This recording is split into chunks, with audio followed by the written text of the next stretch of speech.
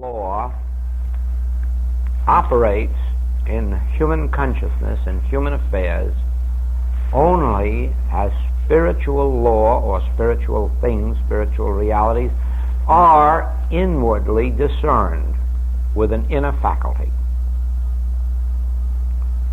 That is why human beings wonder why they walk around saying disease isn't real, and disease has no cause, and disease is error, and God is all, and nothing happens. Because all of this is on the intellectual plane.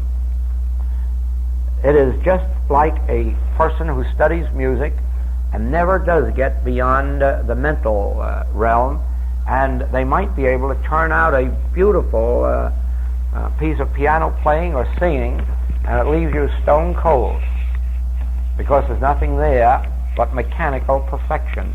Music has never touched their soul or come out from their inner being, and so it's just a wonderful piece of mechanism. Well, that is like a lot of metaphysicians who know all the truths in the book with their mind and can say them all and recite them all, but nothing happens. Now, a spiritual truth, in order to be effective, must be spiritually discerned. That is the meaning of the word faith. Faith doesn't mean blind acceptance of something. Faith doesn't mean saying, I believe in God, or I believe in Jesus Christ, or I believe in spiritual healing. That is not faith. Faith is only faith when it is discernment. There was a surgeon in New York many years ago, Johnny Erdman, who was so good that in order to show his students that it wasn't fingers alone that performed operations, he performed appendicitis operations blindfolded. Yes, he permitted himself to be blindfolded with the operation to show them that there was something deeper to surgery than eyes and fingers. There is. There is to any business or any profession or any art. There's something more than the mind, and that something more is the soul, the inner capacities. And when you have that, you have a touch that's beyond feeling. You have a vision that is beyond seeing. You have a hearing that is beyond ears. And it is in that your spiritual power lies. Now, when I say to you that there are no physical causes for disease, and there are no mental causes for disease, I'm saying to you that in the realm of the real, in the realm of spirit, there are no such things, and as you come into that discernment of God as the lawgiver and God as the law, and have an actual experience of it, you nullify the so-called material laws and mental laws. Be assured of this, I have seen it work out in practice, not only with individuals, but I have seen epidemics of disease stopped. It is only here 2 weeks ago that I had the privilege of being called in when there was an epidemic of disease in chicken ranch, where the chickens were dying. Well, they were just dropping over every single minute until they were going by hundreds and hundreds, and they knew what it was, but they had no cure for it. And I was called in, and in 6 hours there wasn't a trace left of it. Don't forget that. I had the same experience in Florida, being called into the experimental station when they had a disease among cows, dairy cows, and they couldn't stop it. And I was called in, and in a few hours it was stopped. Why? Let's not quibble. There was something operating on the human level, infection, contagion, disease, whatever it was, but the moment that it was brought in contact with this inner discernment of cosmic law as the only law, spiritual law as the only law, this other had no effect, because it isn't actual law. It is only law on that level. It's a belief which we accept as law. Now, so it is that you may, without any question of doubt, be under certain mental strains and produce certain mental or physical disorders. But that doesn't mean that that's a law. As a matter of fact, it couldn't be a law, as I brought out last night. It couldn't be a law, or it would be permanent. Anything that has really a law, the law would sustain, just as the law of mathematics sustains 2 times 2 is 4. Anything that has a law is sustained by that law eternally. So therefore, these physical causes, mental causes, they're not law in our sense of the word law, in any permanent sense. They are accepted by us as law, and they operate as law only because of our or universal acceptance of it. Now, it isn't your acceptance or mine, it's a universal acceptance. And so there's no use of trying to stop it in your mind. A few months ago, I was called to a mental institute where one of the psychiatrists very frankly said, we haven't got the answer to these cases. And I'm beginning to search in spiritual teachings to see what can be found there. And of course, those who are familiar with that know that the problems of today are bringing terrible mental strain upon people. Not only with those who have to earn a living above income taxes, that's one full phase of trouble, but when you stop to think of the youth of today who have nothing to look forward to, they know right well that even before they can get through their schooling, they're going to be drafted. They don't know whether they're going to come back whole or not whole. They don't know if they can marry. If they do marry, they don't have any degree of permanence about it in their thought, because they know right well they don't know whether they're going to get a job when they get out of service, or they may have to go back into service to get a living. The youth of today is confused with such conditions, and you can't wonder at it. Our generation has failed so hard. Now, that those states of confusion should lead them to instabilities, to too much drinking, or to dope, or to dancing, or too much television. Who can wonder at those things? We've given them a pretty poor world to live in from a human standpoint, and that they go haywire, that they drink too much, that they end up as alcoholics or in different kinds of trouble is not to be wondered at.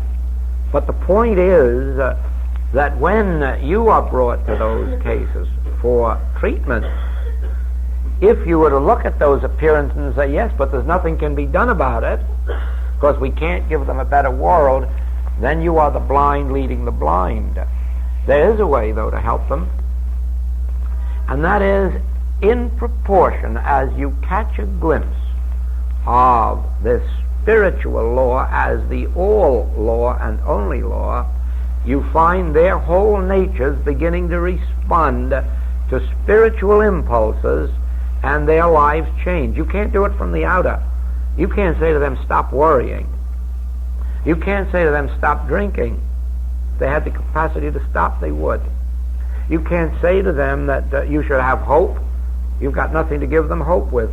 But if you can reach behind what they are thinking, if you can go back to the source of their being, which is spirit, and open a way for it to unfold, they then come out into these harmonies. In our work, we have had wonderful success with mental disorders and with alcoholism, but not ever by trying to change a person, not ever by trying to psychologically give them hope or courage or strength, but rather by going behind the scene, and probably before this week is over, you will see how that can be done. I'm only outlining tonight some of these major points that you must see. Now, at this point, you will perceive that our work from the standpoint of prayer or treatment has nothing to do with the individual being treated. In other words, that our work is not directed to you. In other words, you do this or you do that, or you read so many pages or you do the other thing. Our work lies in an entirely different direction.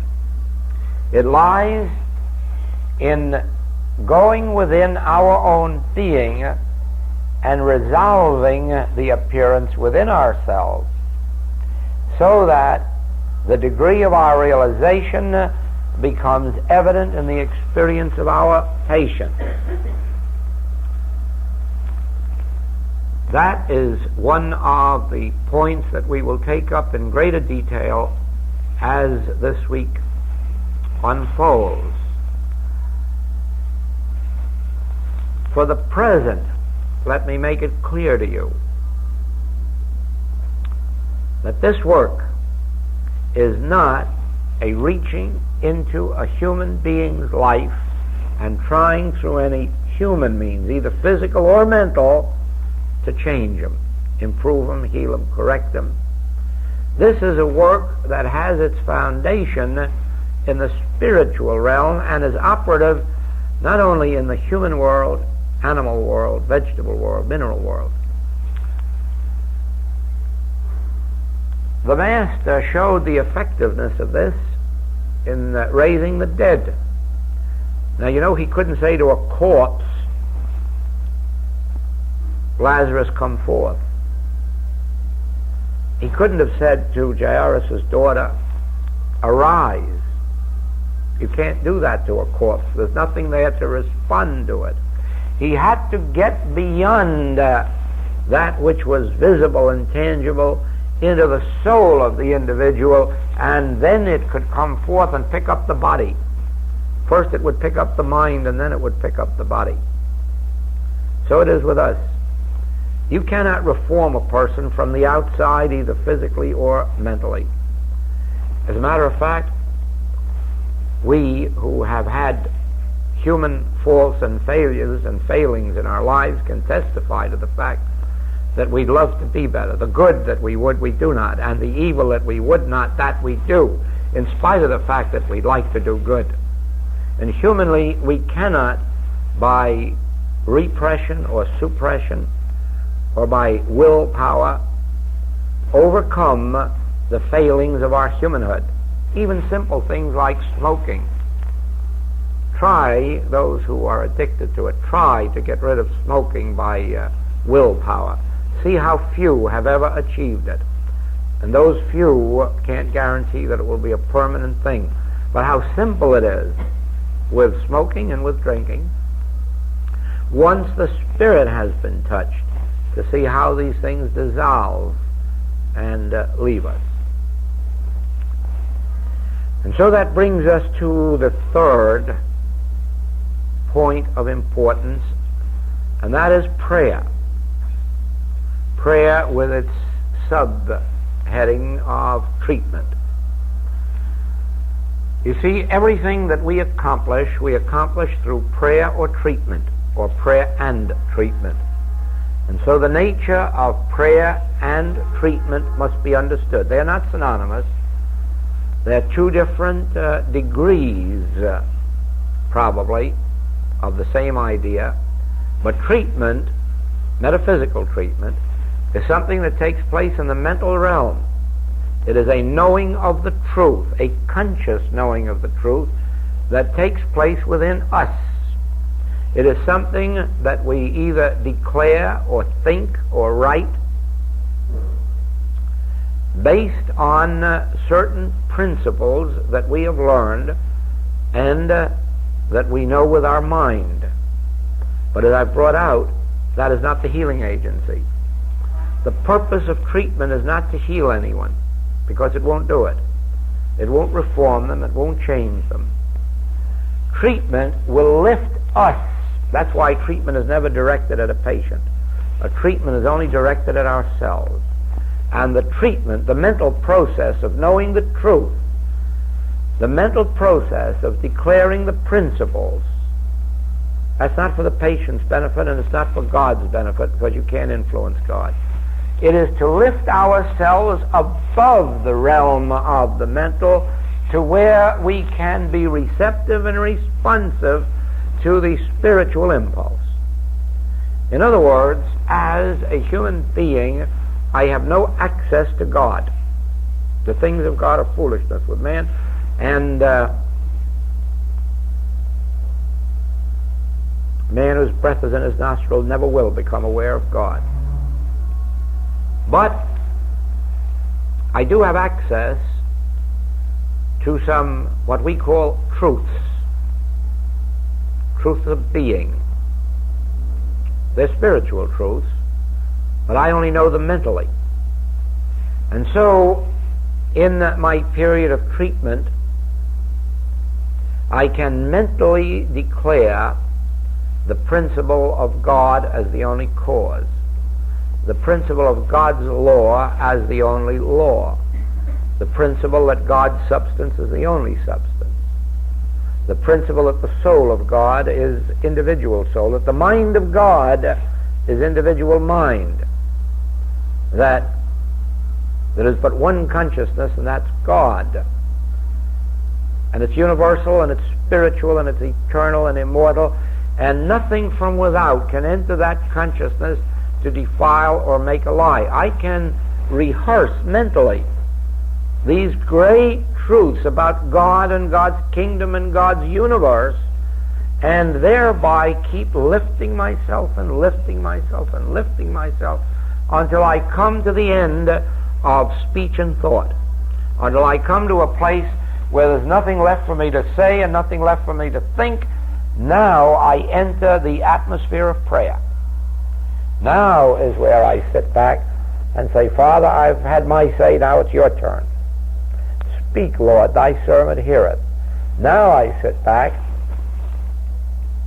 as a musician does that wants to compose, or Edison that wants to invent. Now I sit back and I become receptive to the inflow from this great universal cosmic storehouse of harmonious being. And as I learn to, in Browning's language, open out a way for the imprisoned splendors to escape, as I open out a way by receptivity, I'm reaching back into the universal consciousness, the divine consciousness, the God consciousness, which really is the source of my individual consciousness. Now, I may not succeed today, tomorrow, next week, next year in making that contact. I may at the first attempt. May not. I didn't. But after I made it the first time, it was easy to go back to it. Then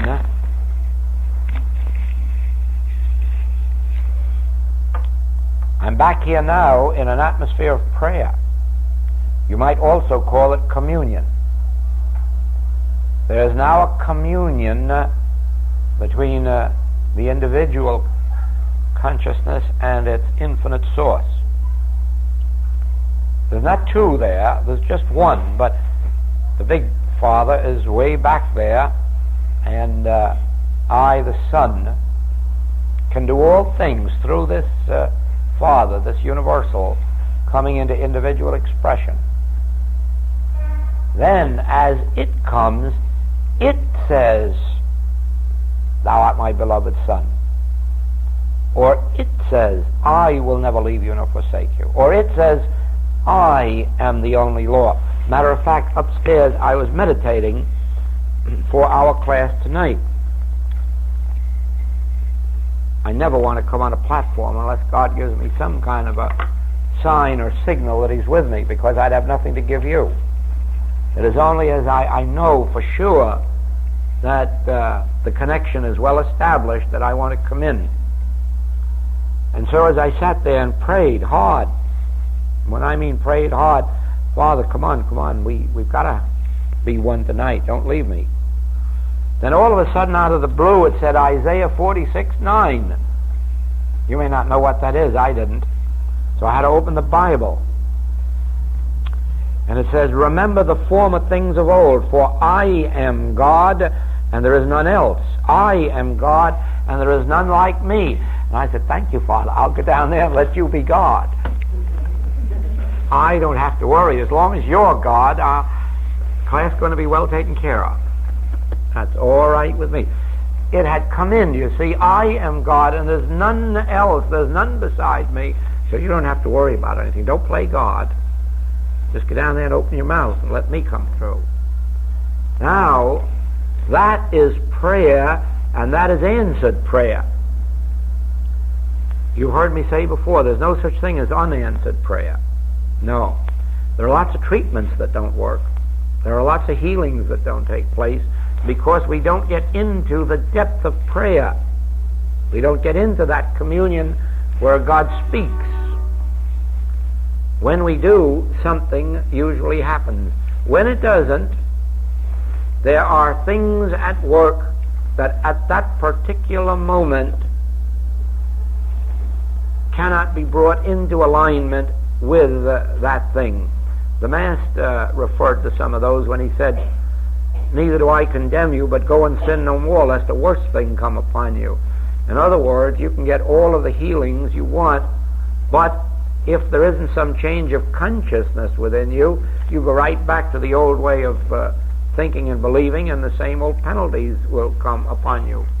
Or sometimes the time element is there. In God there's no time, but in our unfoldment there is, and so you cannot send a 10-year-old to college, not many of them anyhow, because there is a time element which isn't time at all. It's unfoldment.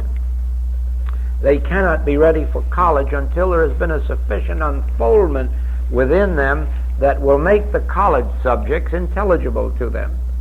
So you say, oh, they have to be 16 years of age. No, it isn't the age. It's the degree of unfoldment, but the degree of unfoldment usually takes them to 16 years of age. Now, it is in the same way that as far as God is concerned, we could all be wonderful pianists. I tried for 2 years and couldn't get to first base. The time element is one of unfoldment. Other people in 2 years can do pretty well. I couldn't because my musical consciousness wouldn't unfold. Hasn't done much better in 20 years, but that's neither here nor there. That's one of my misfortunes. Now, as a rule, though, when you get into that atmosphere of prayer where you have risen above the letter of truth, where you have reached a place where you're no longer declaring truth or thinking truth, but where you are receptive to truth, then comes the divine impulse, and it says, turn to the right, go ye this way and enter. It gives you the cue of healing. It gives you the right word to say, or no word at all. Just the divine impulse, and the healing takes place. Whatever the nature of that healing must be, physical, mental, moral, financial. But you see, it all comes because I am God. Because behind this individual selfhood is the universal selfhood flowing as the individual, and only when the contact is established is the power of God in operation.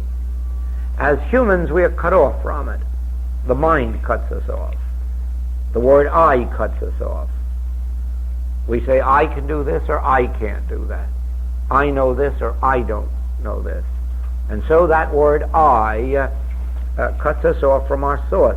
The moment we have gotten that I out of the way to where we recognize, well, I, Jesus, am the unfoldment of God, and so the Father within me, Jesus, operates through me, Jesus, to do the work.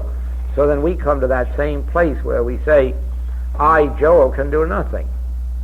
Not all the truth I could know would help anybody.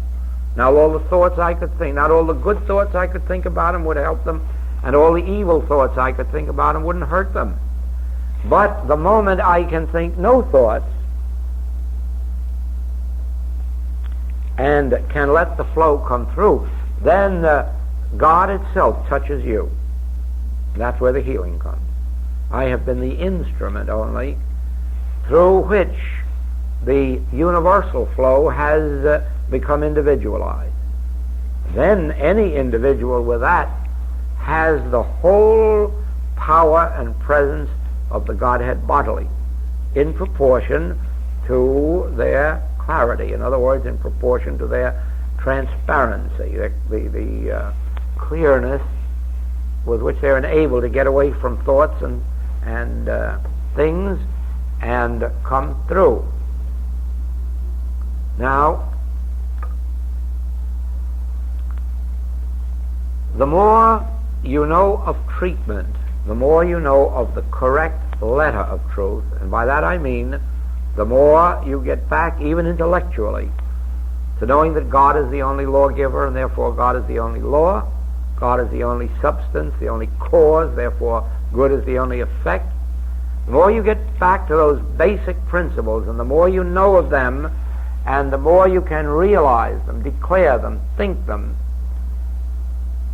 the more you will lift yourself into the atmosphere above thought, above words and thoughts, to where the activity of God itself comes through.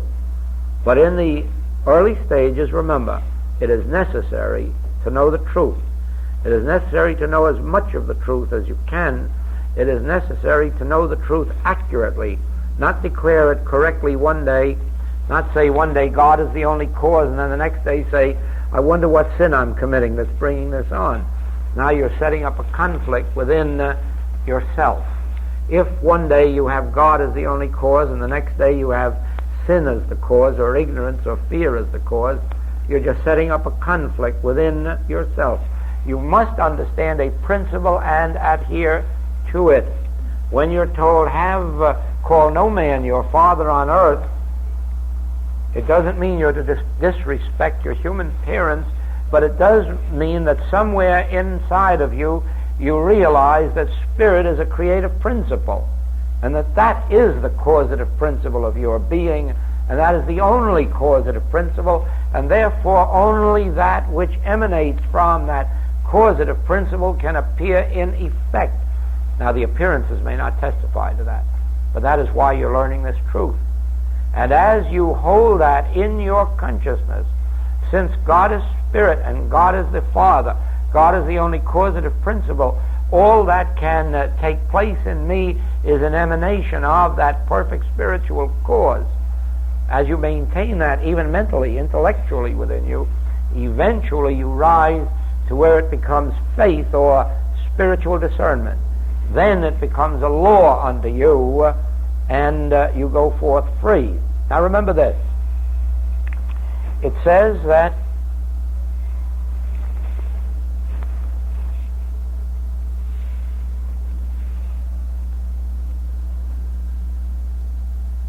those who dwell in the secret place of the Most High, none of these evils shall befall them. But it does say that 1,000 shall fall at my left and 10,000 at thy right. No use denying error. No use saying there is no such thing.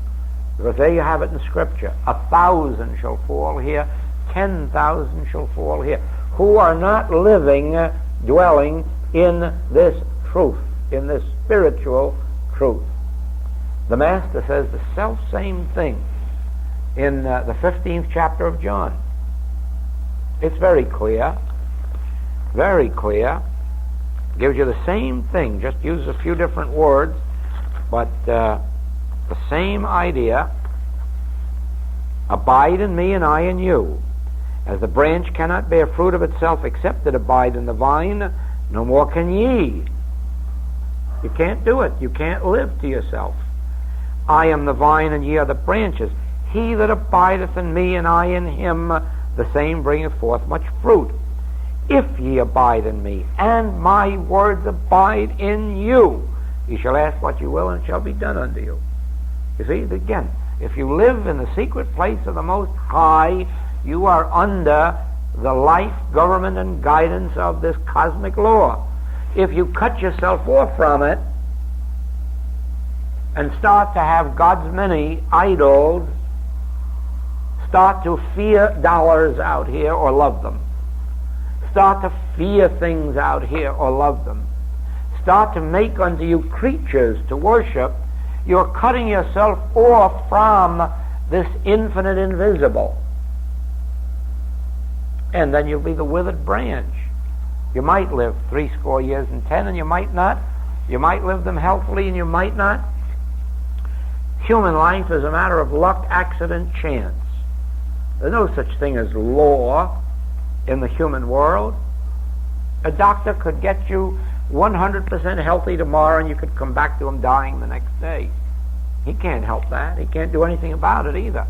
He can get you healthy up to a certain point and sometimes perfectly healthy in physical experience, but it's up to you what happens after that. Why? For the simple reason that there are laws of life, and if you violate them, there's nothing he can do about it. So there are spiritual laws of life, and you can be healed. You can be forgiven your sins. But don't go and sin again lest the worst thing come upon you. And so it is the moment you realize that as a human being you live the life of a branch that's been cut off from its tree. There's life in it. The branch will live for a while after it's cut off from the tree. It'll live and keep using up that life. It may, if it gets in water, even draw some life out of the water and continue for a while. But ultimately it's got to die. Now, so with us, if you feed yourself well, you can live by bread for a while, air, sunshine, but only for a while. Unless you get to a place where you do not live by bread alone. You're living as a withered branch. We have a good example of that in the greatest physical culturist there is in America. He's 82 and looks like 122. It's the sorriest looking spectacle to look at for a man who's devoted 60 years of his life to being the perfect physical body. Surely he eats the right bread, he eats the right vegetables and the right fruits, lives by bread alone, and looks it too. We do not live by bread alone. It doesn't mean we neglect food, and it doesn't mean that we shouldn't be seeking the right food, nor does it mean that when we find them that we shouldn't give up the wrong foods, because all food really isn't food. A lot of it is just bulk. But so far as food is concerned, we should eat it, and we should eat rightly, we should eat correctly. But don't think for a minute that by right food or right air or right exercise that your life is going to be other than a physical thing. That's all it can be. Now, we do not live by bread alone, but by every word that proceedeth out of the mouth of God.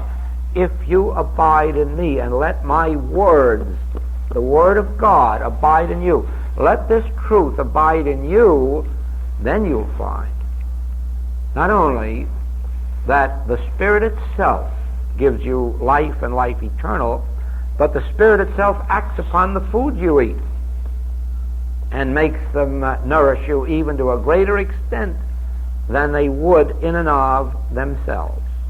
Now, there are experiments going on right now in Europe and in America to see what effect prayer has on crops and gardens. Quite an organization carrying on these experiments in Europe and in America. And they're testing out with prayer. I don't know what kind of prayers they're using, but they have ministers to do the praying to find out what effect prayer has. Well, we who have been in metaphysics for a long time could tell them all the answers.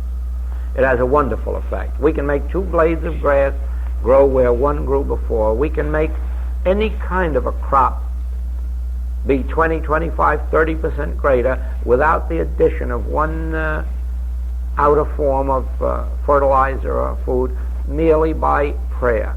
Just the same as we've been able to maintain health of body and health of mind only by prayer, so we have been able to prove in the vegetable world and animal world the self-same thing. And now, of course, the same principle is being used in capital labor relations to prove that you can even bring harmony out of a capital labor argument. Of course you can, no question about that. Not with psychology, with prayer. Now,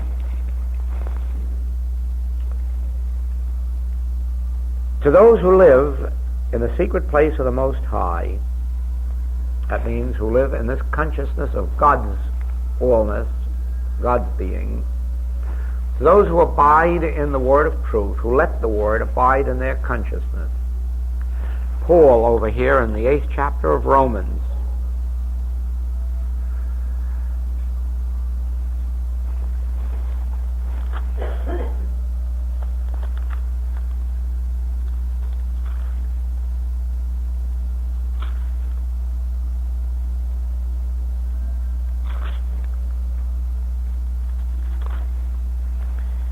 chapter of Romans.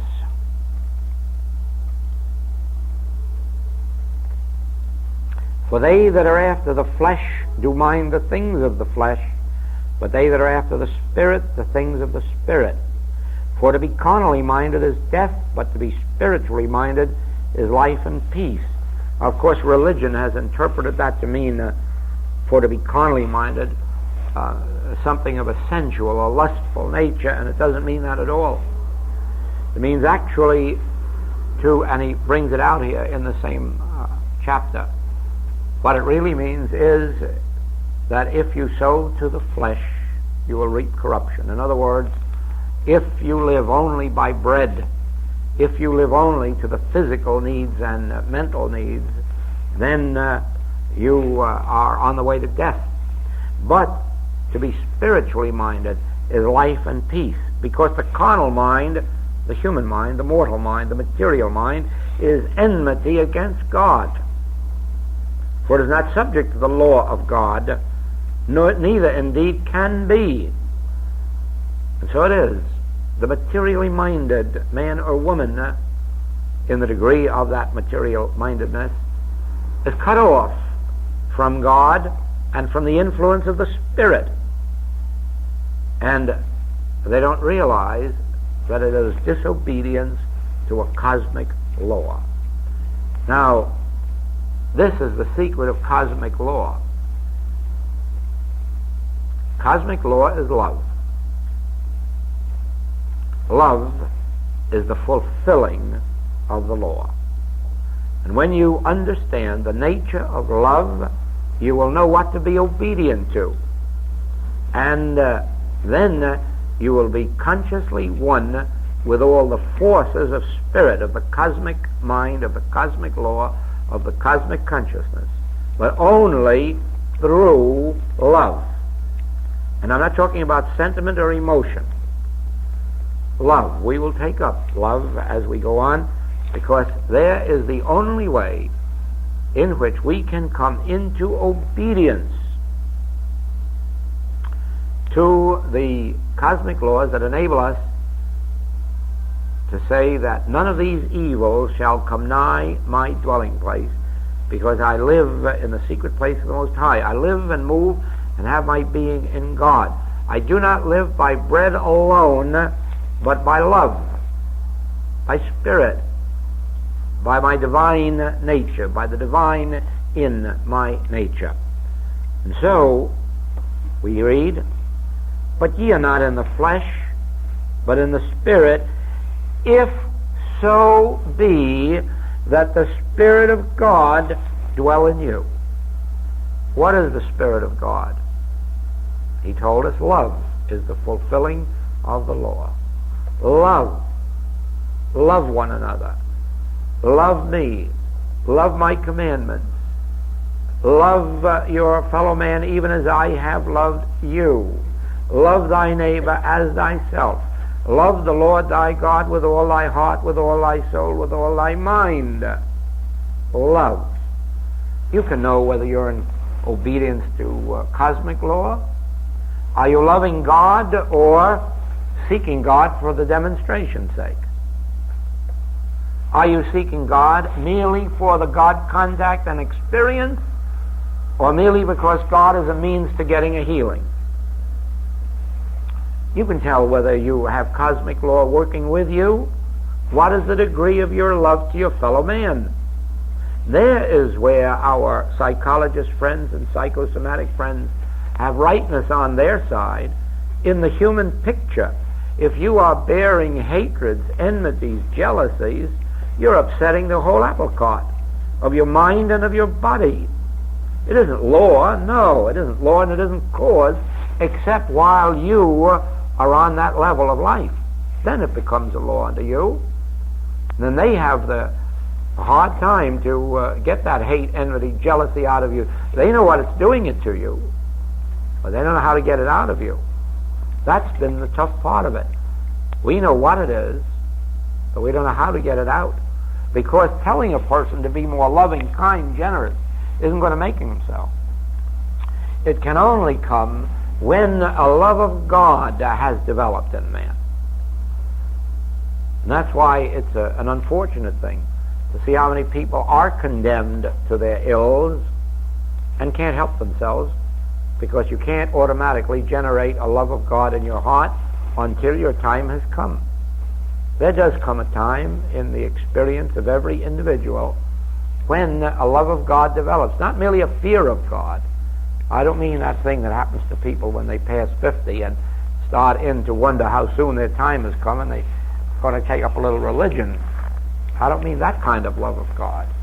I really mean the love of God, that desire in here for fulfillment, for inner fulfillment. For if ye live after the flesh, ye shall die. But if ye through the Spirit do mortify the deeds of the body, ye shall live. There you have the secret of the cosmic law, and also how to attain it. You see, if ye through the Spirit do mortify the deeds of the body, not if ye through repression or suppression or through trying to be good or making a mental effort. No, if through the Spirit, if through what may first take the form of treatment and then later prayer, if through an actual inner communion with God you get the flow of God within you, then the deeds of the body are mortified. They're not mortified by repression. They're not mortified by suppression. They're not mortified by honesty is the best policy. No. They are mortified as we open ourselves and the Spirit does come in. And it comes in through our practice of meditation. As I've said, treatment leading up to prayer and communion, opening out this way so that the whole of the Godhead flows as our individual being. Oh, I think that is about our story. One more thing. During this week, whatever questions come to your mind, write down and let me have. I'll be glad to answer any of them for which I have answers. Those that I haven't, I'll be glad to tell you so. But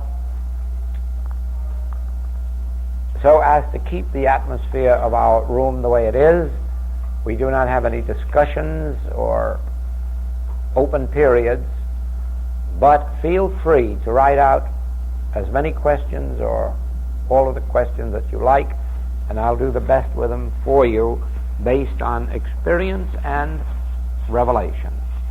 And so, thank you and good night.